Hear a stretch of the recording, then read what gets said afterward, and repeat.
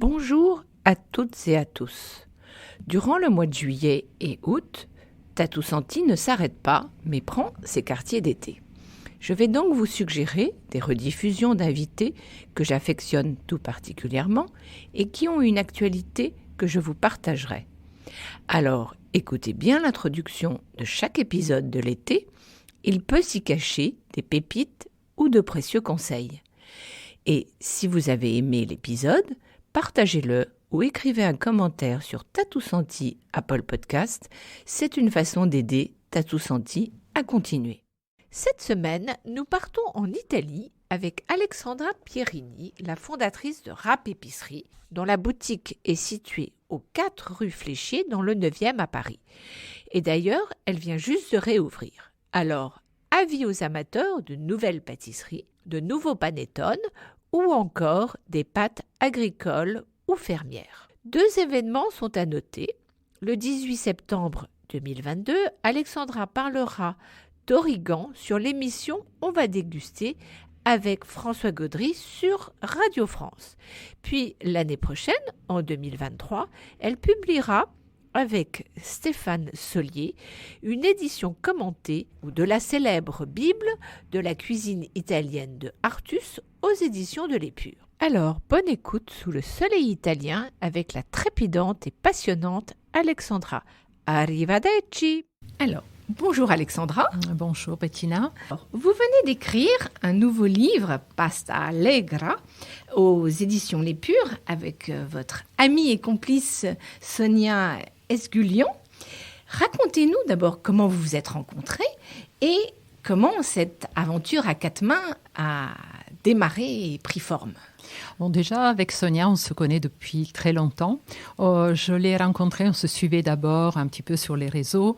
Et on s'est rencontrés dans ma petite épicerie que j'avais au tout début quand je suis arrivée sur Paris. Celle rue Rodier ? Celle rue Rodier, oui. Dans la petite épicerie qui faisait juste 17 mètres carrés, où il y avait un nombre de produits presque incalculable. Et Sonia était de passage à Paris avec Emmanuel, son mari qui est photographe. Oui. Et ils étaient passés à l'épicerie et je me souviens qu'elle avait fait une razzia, elle avait pris plein de choses et surtout des produits bien ciblés qu'elle ne trouvait pas ailleurs, comme la colatura d'anchois, les citrons de Syracuse qu'à l'époque j'emportais déjà et qu'on trouvait pas chez les autres marchands.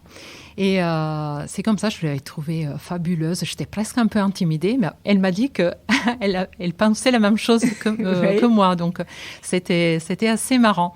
On a continué un petit peu comme ça à se suivre. Et c'est surtout elle, régulièrement, à tous ces passages à Paris, elle passait à l'épicerie. On échangeait toujours quelques petits mots. C'est une gourmande de pistaches, donc elle venait très souvent pour ça aussi. Donc, voilà, et un beau jour, c'est une amie commune, Anne Etor, qui est venue me voir et m'a dit « Mais écoute Alessandra, tu n'aurais pas envie peut-être de faire un livre avec Sonia parce que vous avez la même sensibilité, vous avez le même regard sur la cuisine ». Tout en ayant des origines différentes, on avait quand même énormément de points communs. Oui. Et quels sont-ils, ces points communs ? Les points communs, c'est déjà l'amour pour l'Italie. Oui. Sonia, elle est arménienne, mais elle va régulièrement depuis plusieurs années en Italie. Elle parle très bien italien.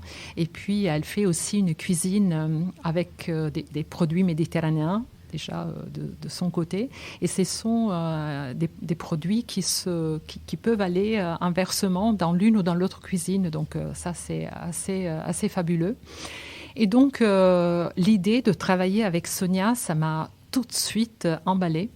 Et puis, on m'a dit aussi que ce livre allait sortir éventuellement aux éditions de l'Épure. Donc, c'est votre maison d'édition préférée. C'est là que j'écris les livres que j'adore, avec Sabine Buquet. Et donc, il y avait quand même pas mal d'arguments réunis pour que je dise oui. Donc, voilà, quoi, ça s'est passé comme ça, tout simplement. On est parti en Italie. On a fait un superbe voyage à Naples. Oui. Donc, on a eu le soutien de la maison Garofalo, c'est un producteur de pâtes dans la région napolitaine de Gragnano, qui nous a donné donc la possibilité de faire ce livre dans de très bonnes conditions. Et Emmanuel Auger, donc le mari de Sonia, a fait des magnifiques photos qui illustrent le livre que vous connaissez. Absolument. Et alors, on y retrouve 30 recettes. D'abord, comment vous les avez sélectionnées? Mais c'est non seulement 30 recettes, mais il y a 13 pâtes de différentes formes. Et, écoutez, ce qui était super dans cette aventure aussi, c'est qu'on avait carte blanche sur tout. Donc, on avait la possibilité de piocher dans tous les formats de Garofalo. Il y en a plus de 70. Et c'est quand même assez incroyable, sans vraiment se consulter. On a choisi pratiquement les mêmes formats et on a écarté les mêmes formats. Donc, il y avait certaines choses qu'on ne voulait surtout pas utiliser. Même si ce sont des pâtes italiennes, il y a quand même des formes qu'on n'aime pas dans notre cuisine. Et par contre, on s'est retrouvés à faire 2 recettes, chacune avec son origine. Pour Sonia, un peu plus métissée. Pour moi, donc un peu plus traditionnellement italienne. Ça venait naturellement de cette façon. Mais presque la même recette interprétée sur le même format de pâte. Donc, c'était assez curieux et amusant. Oui. On a fait donc chacune de son côté, on a proposé des recettes avec des pâtes. On n'a jamais eu de problème. On les a échangées, on les a cuisinées et pour nous, c'était formidable. Et puis, on a choisi des recettes qu'on a fait vraiment à 4 mains. On s'est retrouvés à Lyon dans la très jolie cuisine de Sonia où on peut cuisiner pendant des heures sans s'arrêter. Et nous sommes d'abord, ce sont des recettes qu'on n'a pas écrites. Enfin, on a un peu la même façon d'aborder la cuisine. On va en fait sur le marché. Voilà, la cuisine du marché, la cuisine du jour, un peu la cuisine du frigo par moment, la cuisine de saison. C'est au fur et à mesure qu'on lave, qu'on étale, qu'on choisit, qu'on épluche les légumes, que la recette nous vient. D'accord. Et c'est comme ça, quand on s'est retrouvés à Lyon, pour ces recettes à 4 mains et pour faire toutes les autres aussi, qu'on a bien expérimentées entre nous. Comme vous venez de dire, pour réaliser ce livre, vous avez été soutenu par Garofalo. Qui sont-ils? Dites-nous en peu de mots, un petit peu plus pour... Alors, ce sont des producteurs de pâtes qui existent depuis 1789. Donc, c'est une des plus anciennes fabriques de pâtes dans la région de Naples, exactement à Gragnano. Gragnano, c'est le berceau des pâtes en Italie. C'est là qui se sont développés les artisans pastai, les pastiers. Déjà, à l'époque, il y en avait environ 150. De nos jours, il y en a plus que 14. Bon, maintenant, la pâte, elle s'est industrialisée, elle a voyagé, il y en a un petit peu partout en Italie. Mais Gragnano, c'est resté vraiment le berceau de la pâte, vraiment de la tradition, de la pâte faite à partir d'une matière première excellente, de l'eau de source, parce que ces pastiers étaient dans une vallée où il y a beaucoup de sources d'eau. Et donc, c'est excellent pour la production des pâtes et aussi pour le goût des pâtes. Et il n'y a pas aussi des caves en stuc pour le séchage Ça, c'est fait surtout... ce qu'on faisait à l'époque, qu'on ne peut plus faire par des normes d'hygiène maintenant, c'était le séchage à l'extérieur, justement dans cette grande rue qui permet de communiquer dans cette vallée des Moulins, où il y a en fait le courant marin qui arrive d'un côté, et le courant, par contre, le vent de la montagne, qui se croisent et ils font vraiment un courant d'air qui permet de sécher les pâtes, qu'à l'époque, c'était surtout des pâtes longues qui étaient posées sur des étendoirs à pâtes, on dirait comme ça, pour pouvoir sécher à l'air et pouvoir les stocker, en fait. C'était la pâte qu'on gardait dans les placards, faite uniquement de semoule de blé dur et de l'eau. Ce n'était pas la pâte aux œufs fraîche qu'on peut faire aussi, mais qui n'était pas le cas ici. Et donc, maintenant, ces pâtes de Gragnano font partie de l'IGP, donc d'une indication géographique protégée, pour protéger ce savoir-faire, cette tradition, et pour souligner le travail artisanal de toutes ces pastiers dans cette région. D'accord. Alors maintenant, je vous invite à me suivre dans cette balade gustative avec Alexandra pour mieux la connaître. Donc maintenant, place à la note découverte. Donc quel est votre souvenir le plus fort? Est-ce qu'il est gustatif? Est-ce qu'il est olfactif? Ou les deux? Alors, je dirais qu'on peut partir d'un souvenir olfactif qui est devenu ensuite un souvenir gustatif.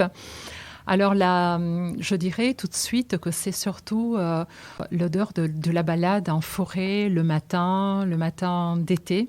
Moi, déjà toute jeune, je me baladais dans la forêt, à la campagne, où nous avons la maison de famille. Qui est où en Italie? Qui est dans la province de Parme. C'est à Vesta, exactement. C'est un tout petit hameau à côté de Corniglio, dans la province de Parme, à 50 km dans la montagne. Et c'est là qu'il y avait la maison de famille où sont nés mes arrière-grands-parents du côté de ma maman. Et nous avons toujours la maison où on se réunit en famille quand on peut. Maintenant, on est tous un petit peu loin. Mais donc, je me baladais souvent dans la forêt. Donc, il y avait pour chercher les champignons. J'étais même redoutable. J'adorais aller ramasser les cèpes. Donc, cette odeur un peu de l'humidité du matin, de l'humus, de la mousse des arbres, des feuilles et des champignons, de ces moisissures de forêt qui étaient quelquefois un peu terreux même. Un peu, tout à fait. Et donc, je ramassais les cèpes, je les ramenais à la maison et maman les cuisinait tout de suite le midi. Donc, j'étais fière d'avoir ramassé le déjeuner. Alors, maman, elle était très contente et quand j'en avais beaucoup, elle en faisait toujours sécher une partie. Alors ça, c'était encore autre chose parce que le cèpe sec, ça a quand même un parfum incroyable. Et j'en ai toujours dans mes placards, dans la cuisine. Et ça sent, dès qu'on ouvre le placard, on sent ce parfum. Ça me rappelle tout de suite ces moments d'enfance. Et ce parfum, il est intensifié? Il est comment par rapport à celui... Il est intensifié. Donc, je préfère presque le cèpe sec que le cèpe frais. Le cèpe frais, c'est l'envie vraiment de manger quelque chose qui vient d'être cueilli dans les bois. Mais je trouve que le cèpe sec... recueille tout son arôme et intensifie, et c'est délicieux. C'est après cuisiné dans une pâte ou surtout dans un risotto. L'odeur du cèpe sec, c'est assez exceptionnel. C'est dommage ceux qui ne le connaissent pas. Oui. Il faut aller chez Rap Épicerie pour venir en acheter et faire l'expérience. Aller dans la forêt, dans le sud de la France, dans l'Ardèche, je l'ai souvent ramassé aussi des champignons et des cèpes. Alors, vous êtes une petite fille d'agriculteur et de crémier. Quelle est en fait la place de la crème dans la cuisine italienne? Y en a-t-il? Bon, il y a une toute petite place. Je dirais qu'on fait bien sûr de la crème fraîche, même de l'excellente, même dans la région du Parmesan. Mais on utilise dans la cuisine, bien sûr, comme assaisonnement, beaucoup plus l'huile d'olive, mais aussi le beurre. Parce que la cuisine italienne, on l'a expliqué aussi sur notre livre La pasta allegra, c'est aussi une cuisine à base de beurre.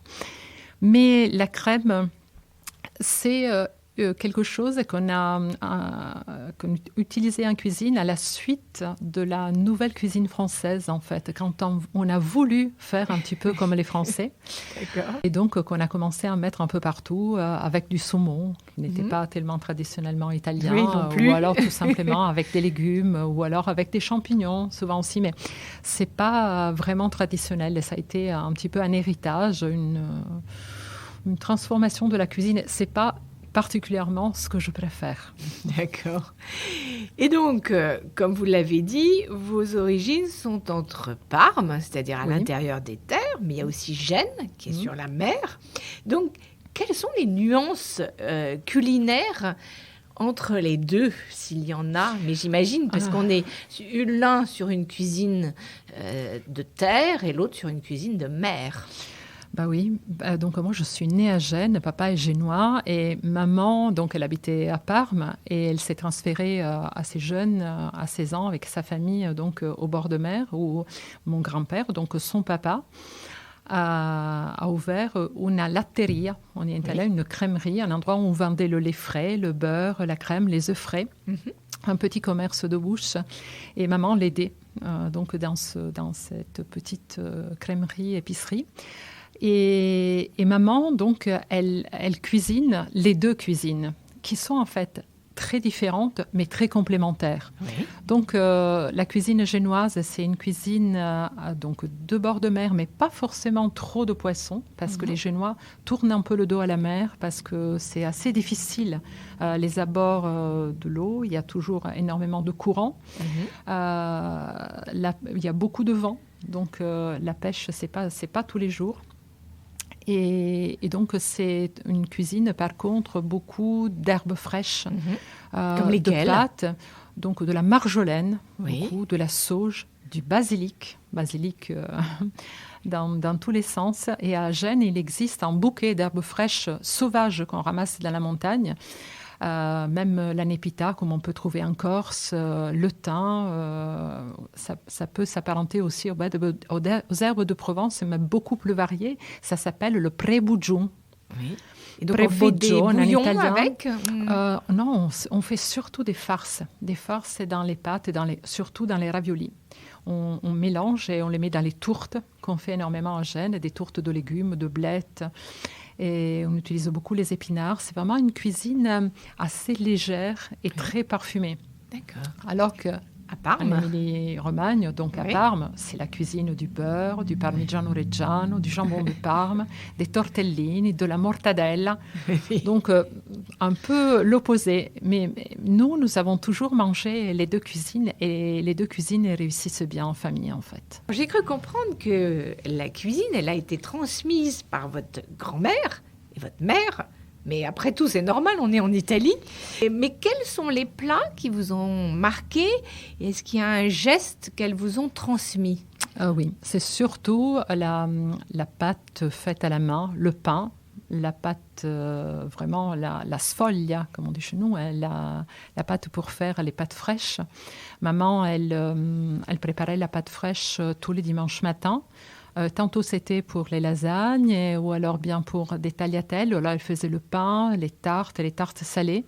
Et pour les réunions de famille, dans des occasions surtout de fêtes religieuses, de Noël, de Pâques, ou quand il y avait toute la famille réunie, elle préparait les tortelli. Ça, c'est vraiment notre plat familial. Ce sont des raviolis originaires de Parme. Et pour ça, il faut faire la pâte fraîche, l'étaler au rouleau, ou alors à la machine, avec la manivelle.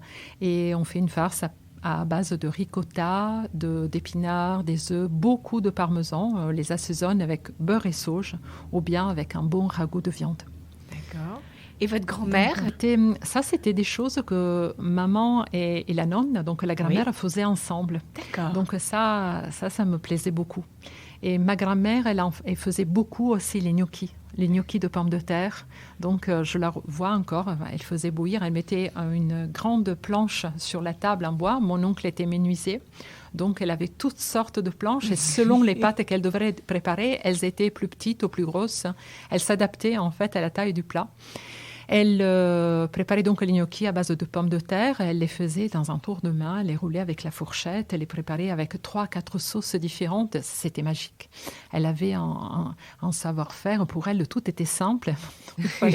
Il fallait des heures. Maintenant, si on doit faire ça, ça fait peur, mais c'est toujours... et voilà, c'est ça. Ce sont les mains à la pâte. Vraiment, c'est ce geste de force. Parce qu'il fallait quand même avoir de la force pour pétrir, mais un geste un peu maternel et très sensuel. C'est ce que j'allais dire, parce que moi, ce que je vous ai pas dit, c'est que j'ai fait un CAP de pâtisserie et un candidat libre. Et effectivement, une des choses que j'adore faire, c'est effectivement cette pâte et de voir comment elle évolue, comment elle prend forme. Et effectivement, comme vous dites, c'est très sensuel.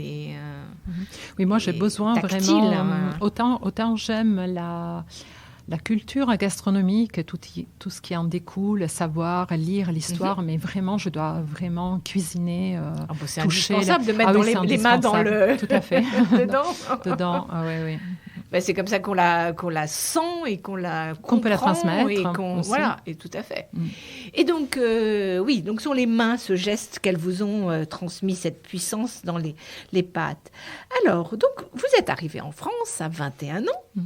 par amour pour un bel Italien qui s'occupera donc de première fabrique de mozzarella. Et quelques années plus tard, vous ouvrez à Marseille, donc nous sommes en 1993, Pasta e Dolce, votre première épicerie-restaurant. Donc, quels étaient les produits, là, à l'époque, que vous avez introduits et quels sont ceux qui ont remporté le plus de succès ? Alors, il faut déjà dire que ça remonte bien il y a 27 ans, 27 ans en arrière. Donc, les produits italiens n'étaient pas aussi connus comme maintenant. Et en vogue. Pas en vogue, hein. Oui, maintenant, on en parle dans toute la presse. Donc, les gens ont un accès assez facile et ils connaissent, en fait. Mais à l'époque, il fallait vraiment faire une éducation assez importante. Donc, le magasin, ça a été le moyen vraiment de pouvoir transmettre cette passion que j'avais. C'est venu un peu, ça a été un peu une déduction logique de ma vie en France. Et le magasin donc vendait surtout ce que je proposais, c'était les produits que j'allais chercher moi-même avec une grosse fourgonnette tous les 15 jours en Italie. Alors, la proximité de Marseille avec l'Italie était très intéressante, donc ça m'aidait. Je pouvais faire ça entre le dimanche après-midi et le lundi de fermeture. Et ça permettait d'aller faire le marché. Donc, je proposais les produits ultra frais dans mon restaurant. Et puis, je vendais beaucoup de pâtes artisanales. La pâte, ça a toujours été quelque chose qui a accompagné ma vie parce que c'est vraiment une identité italienne très forte. Mais la pâte artisanale, comme on la connaît mieux maintenant, n'existait vraiment pas dans les rayons des magasins ni des supermarchés français. C'était un produit très cher, donc pas vraiment facile. Et donc, il fallait éduquer les gens, leur montrer que c'était vraiment quelque chose de grande qualité qui pouvait aussi sublimer énormément en plat. Qu'un paquet de pâtes, même si cher, on peut se le permettre du moment qu'avec un paquet de pâtes, on y mange au moins à 4 personnes. Et c'est très important d'avoir... la pâte n'est pas un accompagnement chez nous. La pâte, c'est l'élément principal. Et c'est grâce à ça que la sauce aussi, elle est bonne, elle est sublimée. C'est grâce à ça qu'on réussit une recette. Et donc, il a fallu que je cuisine sur place pour que les gens puissent goûter vraiment le résultat de tout ça et qu'ils puissent ensuite faire la démarche d'acheter le produit et de le cuisiner chez eux. Oui, donc vraiment, le restaurant et l'épicerie se renvoyaient la balle quelque Absolument, part. C'était le restaurant dans l'épicerie ou l'épicerie dans le restaurant. C'était un peu les deux et l'échange, était assez marrant en même temps parce que c'était un endroit qui grouillait de monde. On était 3 juste à l'épicerie, une personne qui restait en cuisine, moi que j'étais partout, et une autre personne plus au magasin et au service. Et le midi, c'était un petit magasin de quartier, mais il y avait énormément de monde et ça créait en même temps aussi toute une atmosphère, et beaucoup une de ambiance. relations, une ambiance. Il y avait beaucoup d'Italiens qui venaient, qui donnaient leurs recettes, mais il y a aussi des Français amoureux de l'Italie qui venaient pour passer un moment et parler italien. C'était un peu la récréation du midi. Et il y avait combien de couverts à on peu avait près 22 couverts. On servait environ 35-40 couverts par jour.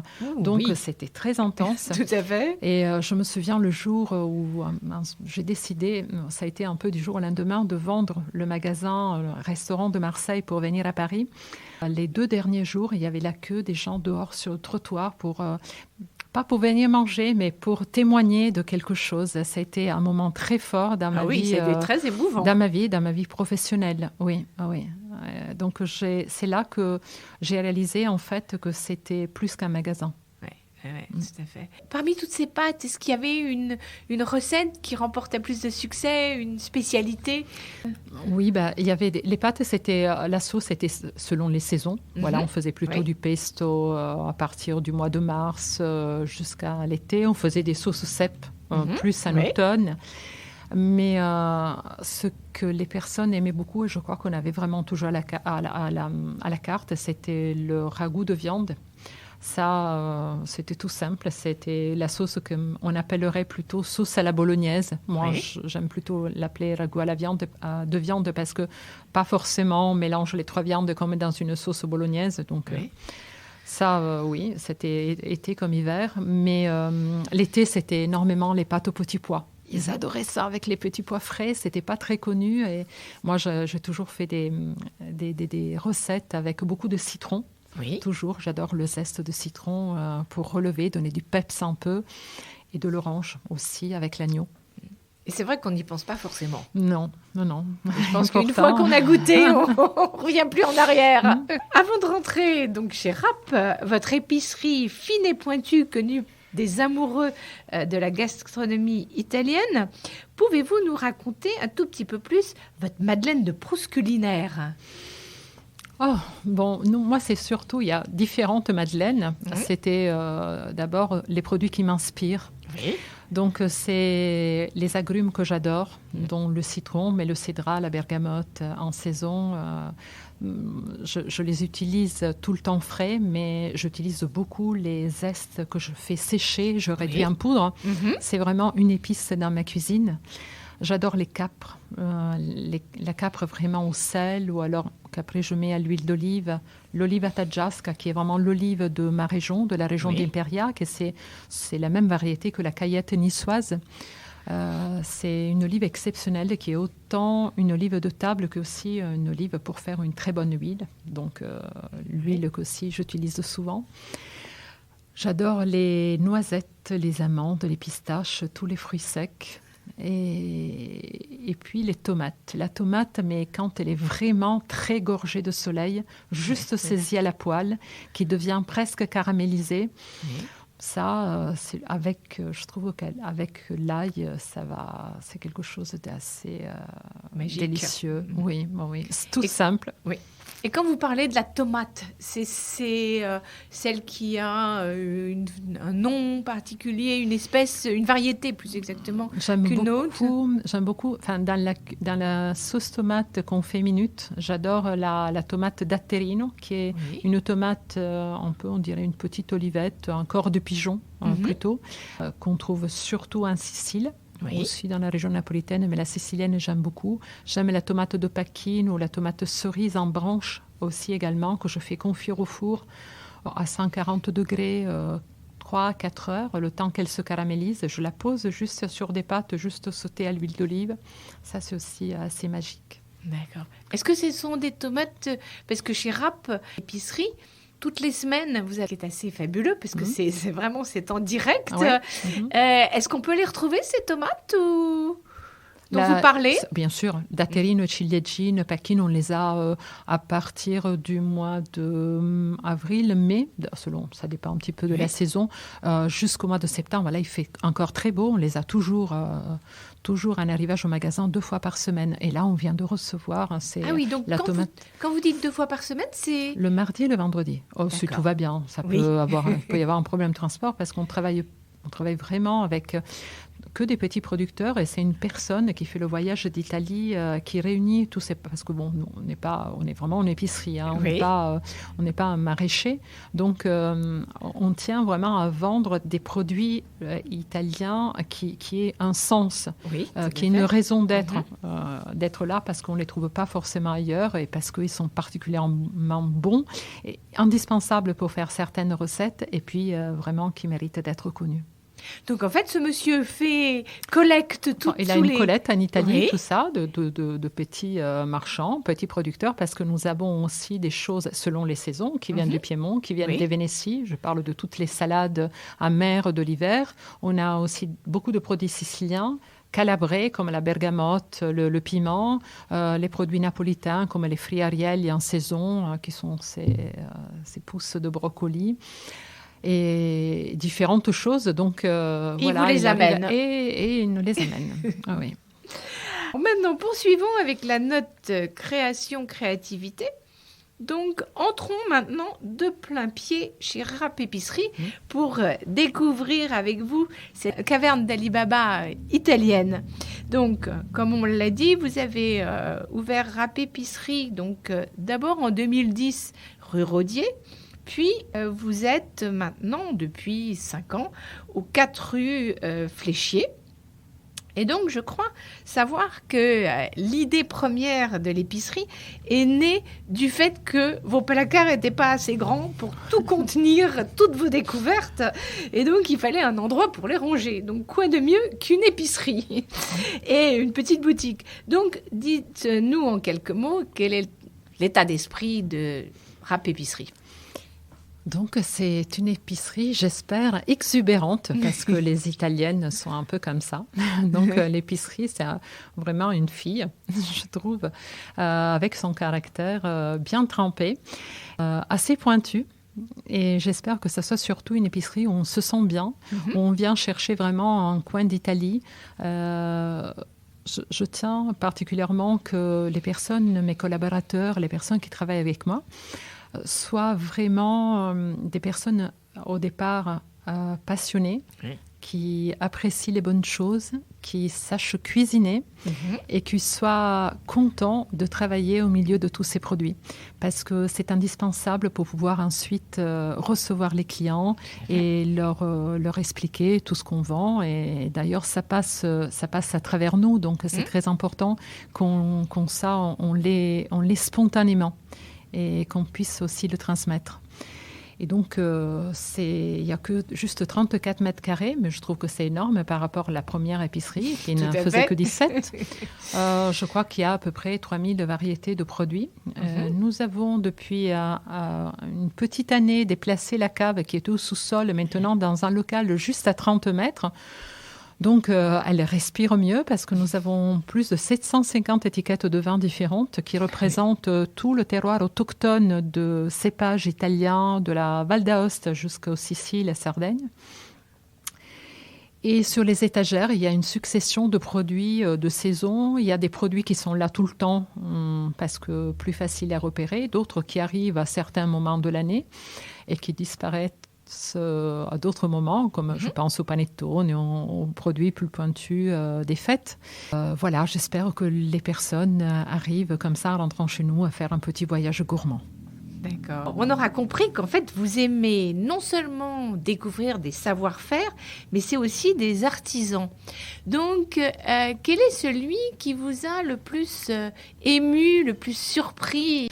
Il y en a sûrement beaucoup, mais comme ça, à l'instant, quel est celui qui ressurgit? Bon, mais écoutez, je vais vous dire le dernier que j'ai rencontré, que c'était samedi. C'était, écoutez, à l'occasion juste de la dédicace de notre livre La Pasta Allegre avec Sonia. On a fait donc la présentation du livre qui vient de sortir à l'épicerie, à la cave. Et on a eu la surprise de la visite de mon producteur de colatura d'anchois de Cettara, du petit port de Naples, qui est arrivé avec son collaborateur Doddo, donc Gennaro et Doddo de Acquapazza de Cettara. Écoutez, ça a été un moment de bonheur et tout s'est transformé tout de suite en fête, en joie. On a passé un moment extraordinaire. Ils ont commencé à préparer leur petite bruschetta avec la tomate, le citron et la colatura d'anchois qu'ils préparent, qui est un extrait d'anchois, l'ancêtre un peu du garum des Romains, l'ancêtre du Nourmam. Et voilà, donc je dirais que c'est eux, ils transportent avec eux un savoir-faire ancestral. Oui, ils depuis combien de temps? Eux, ça fait plus de 30 ans. Mais dans le petit port de Cettara, c'est ici vraiment que ce produit est le plus connu parce que c'est ici qu'on pêche des anchois formidables qu'on utilise donc pour faire cette colatura. L'anchois est juste pêché frais et tout de suite vidé. C'est mis superposé dans des tonneaux en bois avec des couches de sel de mer de Trapani. Donc les poissons se superposaient comme ça. Le tonneau est refermé avec un poids par-dessus et il fermente pendant 18 mois, 2 ans, 3 ans, voire on a goûté de la colatura d'il y a 5 ans, la dernière fois qu'on s'est rendu chez eux avec Sonia.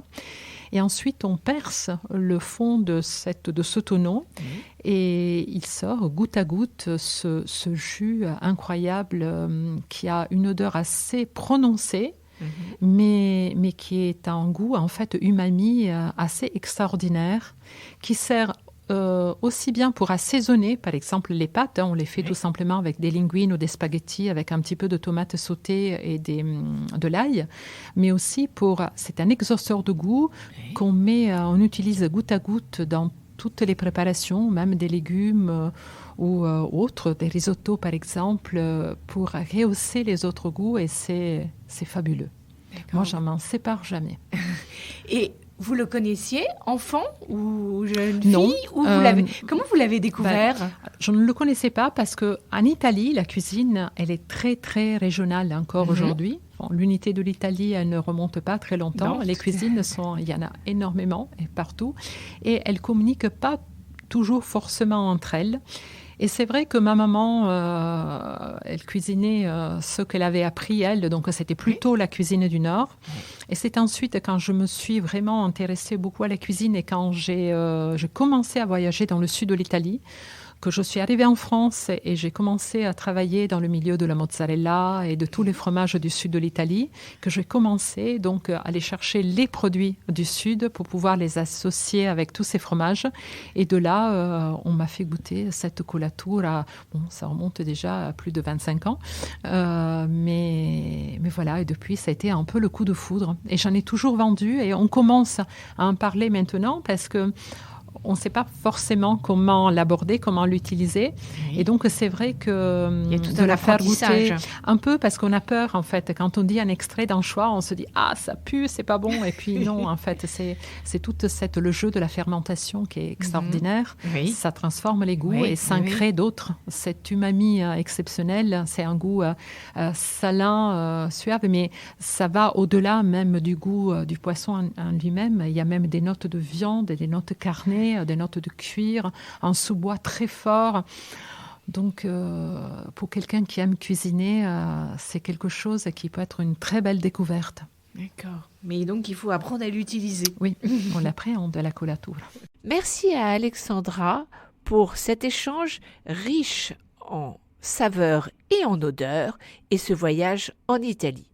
Je vous recommande de vous abonner à Apple Podcasts, Deezer ou Spotify pour ne manquer aucun épisode et surtout partager celui de Alexandra.